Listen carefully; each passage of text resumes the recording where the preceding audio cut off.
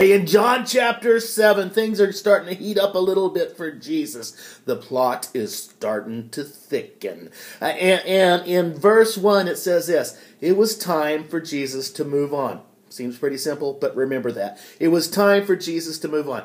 The Jewish leaders are plotting against him. They're trying to kill him. They've got all these violent threats against him. And he's trying to avoid all that. Not because he's scared, but because he knows it's not time for that. Ain't nobody got time for that. And his own brothers, who at this point, they don't believe in him. And they kind of think he's a show-off. And there's this big festival going on. And they're like, now's the time. You go on down there. Show them what a big deal you are. And they're trying to force him into doing something big. And they're trying to force him into doing something, kind of showy. And they're like, why don't you go down there, Mr. Big Shot, and show them what a big shot you are and do something big. And Jesus, in verse 6, is like, just back off, guys.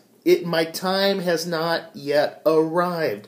But he then goes into the temple, kind of under the cover of darkness, kind of secretly, goes into the temple, but does something very unsecret. He starts to teach and starts just to proclaim who he is. And he gets some people pretty worked up. He gets some people pretty riled up, and they are ready to get him. In verses 30 and 31 says this: some were trying to seize him because of his words, but no one laid as much as a finger on him. His time had not yet arrived. In the crowd, there were many in whom faith was taking hold. I like that. Faith takes hold of us. But there were a lot of people, they're out to get him, but his time had not yet come. Jesus was very aware of time. He knew what he was here to do. He knew that it was almost time for him to move on. It was almost time for him to die and to raise from the dead and then to move on to heaven. But he says something wildly, wildly compassionate. In verse 37 to 39, it says this: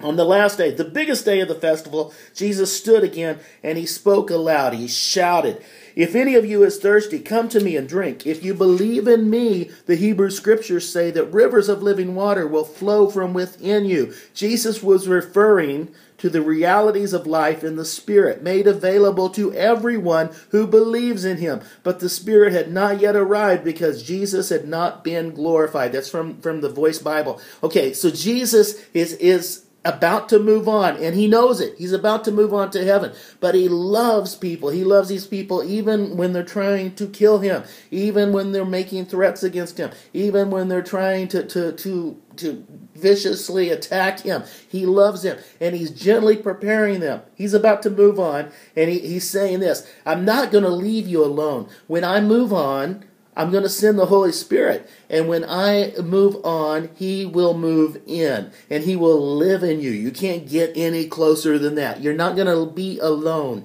I'm not going to leave you. I'm not going to forsake you. I'm going to send the Holy Spirit. When I move on, he will move in. And if we invite him in, the Holy Spirit takes up residence inside us. He gives us strength. He gives us power. He sustains us. He accomplishes the impossible in us and through us. And Jesus is saying, when I move on, he will move in. And it blows my mind that the Spirit of the living, almighty, eternal God lives on the inside of me. It just is mind-boggling.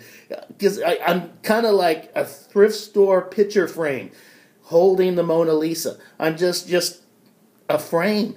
And inside of me is a priceless masterpiece of the Holy Spirit. He has taken up residence on the inside of me. And he's moved in. And that changes everything. It's a really good thing. It gives my life value because of what I contain. I contain the priceless wonder of the Spirit of the living God. And if you're a Christian, so do you. Wow. Let that just boggle your mind today. God bless you guys. Giddy up.